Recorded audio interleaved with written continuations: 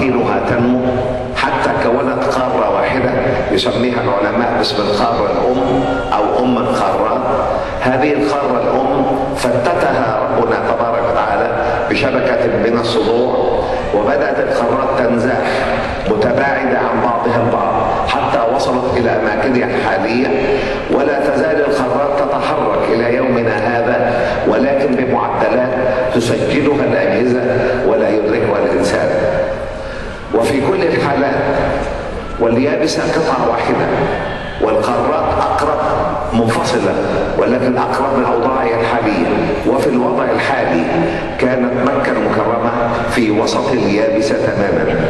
بعد مكة المكرمة من أطراف القارات السبع متساو تماما 13,000 كيلو، بفارق يتراوح ما بين 2 كيلومتر و8 كيلومترات، وهذا من الخطأ البشري.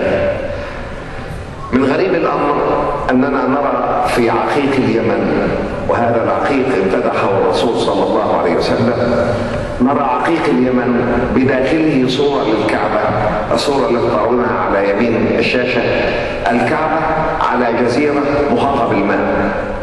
لذلك قال المصطفى صلى الله عليه وسلم: أول من طاف بالبيت الملائكة. وقال عليه الصلاة والسلام: دحيت الأرض من تحت مكة المكرمة، ولذلك سميت بأم القرى. ويقول عليه الصلاة والسلام: إن هذه البلدة حرمها الله يوم خلق السماوات والأرض، لا يعضد شوكها ولا ينفر صيدها ولا تلتقط لقطتها إلا لمن أراد أن يعرف بها. وأحاديث المصطفى صلى الله عليه وسلم في فضل مكة المكرمة أكثر من أن تحصى في هذه المحاضرة. ونرى على يسار الشاشة صورة أخرى للكعبة المشرفة، ونرى الحجر الأسعد، ونرى لونه أبيض. والرسول صلى الله عليه وسلم يقول في حديثه الصحيح أنه نزل من السماء، يقول هو من أحجار السماء أو من أحجار الجنة، ويقول نزل أبيض من الحديد، أبيض من اللبن، فسودته خطايا الناس. ونرى لونه أبيض في الركن الشرقي للكعبة المشرفة. هذه العينات من العقيق شديدة الصلابة، لا يمكن أن يكون لإنسان دور في تشكيل ذلك في داخلها. هذا العقيق عمره 25 مليون سنة قبل خلق الإنسان بعشرات الملايين من السنين، ونجد في داخله لفظ الجلالة. حبيبات الرمل تحركت في داخل هذا العقيق قبل أن ييبس وهو سائل، فتكتب لفظ الجلالة بهذه الدقة البالغة، وترسم لنا الكعبة المشرفة، وترسم لنا قبة الصخرة، كما تكتب اسم مكة المكرمة. هذه العينات تم إرسالها إلى أوروبا لمعامل بحثية تقرر أن هذه عينات طبيعية لم تمسها يد إنسان. هكذا بدأت اليابسة في بدء خلق الأرض، جزيرة بركانية واحدة بعث الله تعالى ملائكته تبني الكعبة المشرفة عليها، وحرم هذه الأرض يوم خلق السماوات والأرض. ثم بثورة البراكين مدت هذه الأرض حتى تكونت القارة الواحدة التي يسميها العلماء باسم القارة الأم أو أم القارة. هذه القارة فتتها ربنا تبارك وتعالى بشبكة من الصدوع، وظلت القارات تنزاح متباعدة عن بعضها البعض بهذه الصورة. وفي كل الحالات بقيت مكة المكرمة في قلب اليابسة، في مركز اليابسة، حتى يؤكد لنا ربنا تبارك وتعالى على شرف هذه البقعة المباركة. ولذلك نرى أن الشواطئ الغربية لأفريقيا تلبس تماما في الشواطئ الشرقية لأمريكا الجنوبية، مما يؤكد على أن اليابسة كانت قطعة واحدة.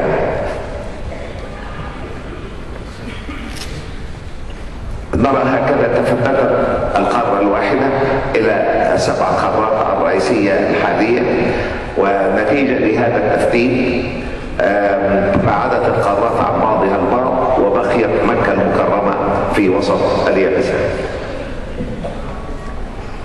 ليس هذا فقط، بل إن العالم المصري الكريم الأستاذ الدكتور حسين كمال الدين عليه رحمة الله كان أستاذا للهندسة المساحية في جامعة القاهرة، وكان من حملة لواء الدعوة الإسلامية، ولاقى في ذلك من العنت ما لاقيتم أنتم ولاقينا نحن.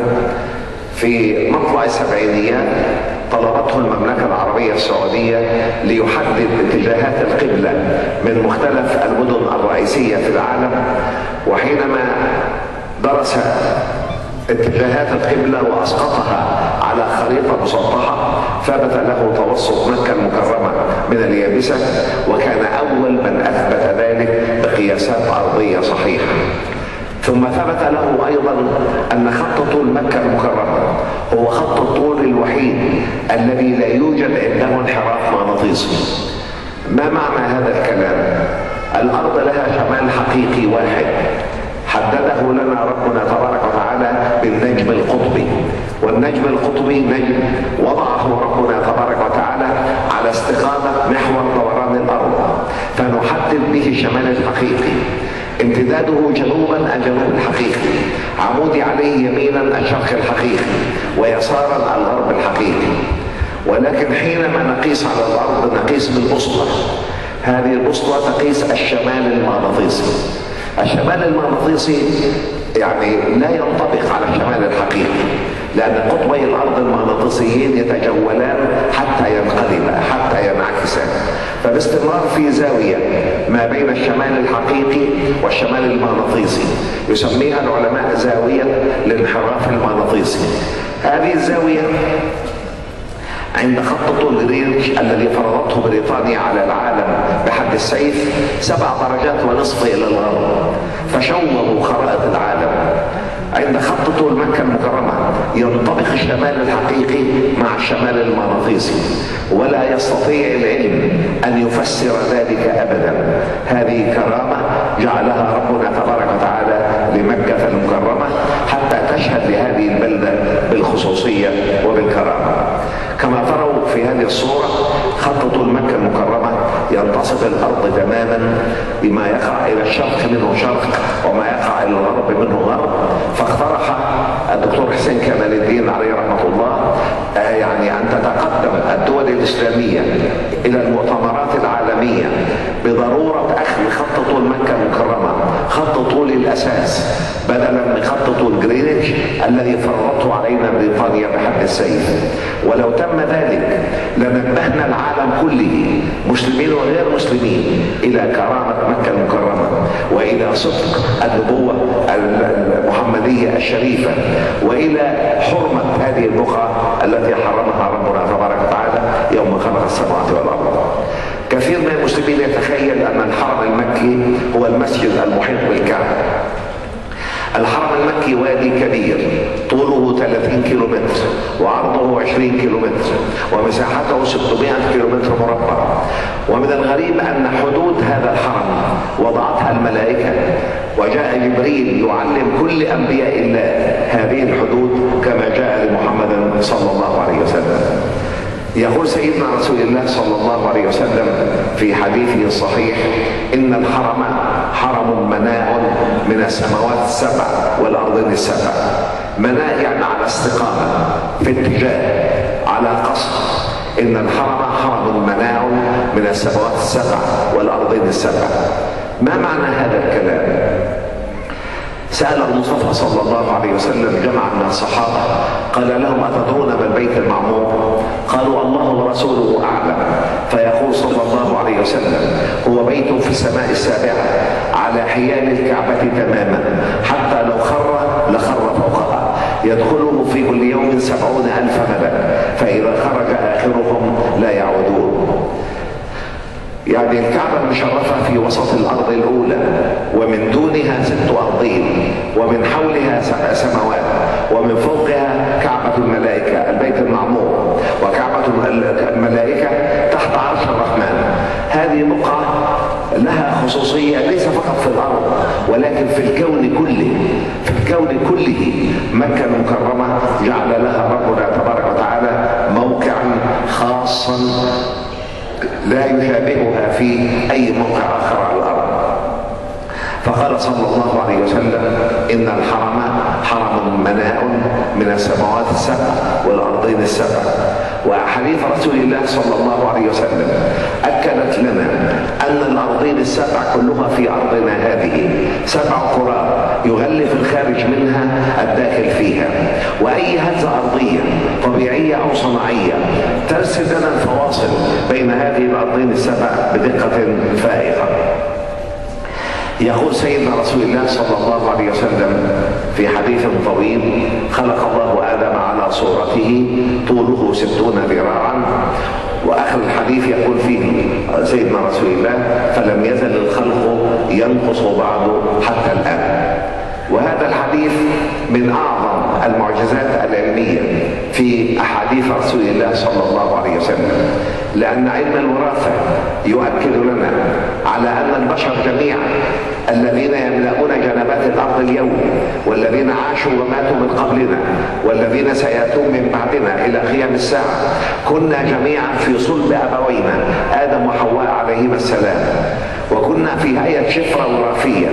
عندما تنقسم هذه الشفرة تضعف، فيثبت علم الوراثة أن البشرية تتناقص في الحجم وتتناقص في العمر من القديم إلى الحديث بطريقة مستمرة، وإن زاد علم الإنسان وزادت قدرات الإنسان الفكرية. لذلك كون المصطفى صلى الله عليه وسلم وهو النبي الأمي الذي بعث من قبل 1400 سنة في أمة كانت غالبيتها الساحقة من الأميين، يقرر هذه الحقيقة التي لم يصل إليها علم الإنسان إلا في أواخر القرن العشرين، هي من أعظم الشهادات الدالة على صدق نبوته صلى الله عليه وسلم. الشفرة الوراثية تشغل حيزا في نواة الخلية، يعني أقل من 1 على نصف المليون من المليمتر المكعب. الخلية الحية في جسم الإنسان قطرها 3/100 من المليمتر في المتوسط. الشفرة الوراثية في داخل نواة الخلية تشغل حيزا أقل من 1 على نصف المليون من المليمتر المكعب، ولكنها إذا فردت يصل طولها إلى قرابة 2 مترين، وهذان المتران بهما 18.6 بليون، يعني 1000 مليون. 18.6 ألف مليون قاعدة كيميائية. ويقول العلماء: لو اختل وضع ذرة واحدة في إحدى هذه القواعد عن مكانها الصحيح، إما أن يشوه هذا المخلوق أو لا يكون. عالم معاصر اسمه فريد هايل كان أستاذا للفلك في جامعة كامبريدج، وأنا قابلته وحاورته، وكان زعيما من زعماء الإلحاد، ولكن بعد أن أحيل إلى التقاعد له مزرعة في شمال اسكتلندا ذهب إليها، وفي حالة من التأمل والهدوء النفسي كتب كتابا من أجمل ما كتب اسمه الكون الذكي. يقول هذا الرجل: ثبت أن بجسم الفرد الواحد من بني آدم أكثر من تريليون خلية، أكثر من مليون خلية. يقول كل خلية من هذه الخلايا بداخلها 2 متران من الشفرة الوراثية، بهما 18.6 بليون قاعدة كيميائية. يقول لو جمعت الشفرات الوراثية في جسد فرد واحد ورصصتها بجوار بعضها البعض، فإنها تزيد عن المسافة بين الأرض والشمس المقدرة ب150 مليون كيلومتر آلاف المرات. فيقول: أنا الإنسان الضعيف بداخل جسدي 150 مليون كيلومتر مضروبة في رقم فلكي من المعلومات فائقة الدقة، من الذي وضعها؟ ويضع علامة استفهام. لذلك يقول المصطفى صلى الله عليه وسلم: من ظلم قيل شبر من الأرض طوقه من 7 أرضين. هذا الحديث وأمثاله من أحاديث رسول الله صلى الله عليه وسلم هي التي أعانتنا على معرفة أن الأرضين